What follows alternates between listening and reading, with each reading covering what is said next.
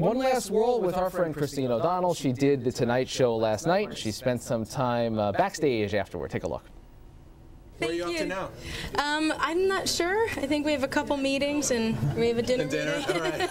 They're like First dinner, sleep, laundry. Eventually, I still haven't done my laundry. Oh, you haven't done your laundry? Haven't done my laundry since pre-primary. Thank you. Watch those FEC forms for yes, laundry services, and of course, we just are waiting for the time when her reality show begins. Oh, indeed. Christine O'Donnell's Delaware. All right. Joining us now, Jeff Morrell, who is the Mason. Gosh, how did I say? I'm sorry. It was close. No, that was terrible. I'm very sorry. Reuters White House correspondent. Let's talk for a minute about that deficit commission. The report got a whole lot of traction, obviously, the other day.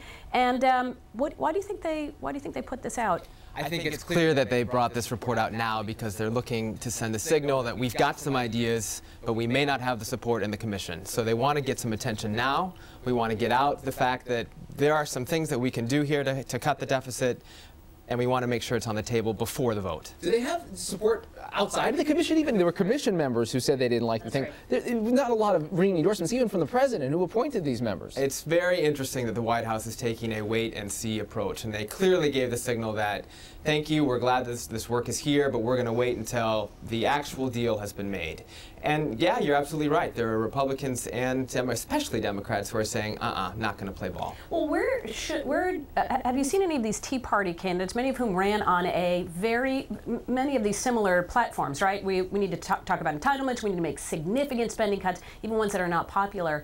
They seem to be sort of quiet. I haven't heard a lot from Republicans. It is interesting that it's the Democrats who are speaking more loudly and they're speaking against it. And the Republicans are also maybe taking a little bit of a wait-and-see approach. Right. Well, it does put Tea Partiers in a tough position. As Amy mentioned at the top of the show, it seems like the president is trying to spot them a little bit and say, look, if you're serious about cuts, you have to start embracing something like this. But there's so much pain to go around in something like this. And Obama has said before, long before the election, that this is going to be a moment for Republicans to put their money where their mouth is. And that is no doubt a phrase and an idea that we're going to hear again from the White House. The commission has put up some sacred cows. Yep. The question is, will the Republicans, will the Democrats, and will President Obama be willing to tackle them? And your money is on what? Well, I'm not going to put my money on anyone. Yeah, I mean, I would. But does anything happen, or this just goes back on a shelf and we go and we talk about anything but these things? I think it's clear that the election showed this is a big issue, and the Obama White House realizes that and recognizes that, and has said this is going to be a main goal during the next year.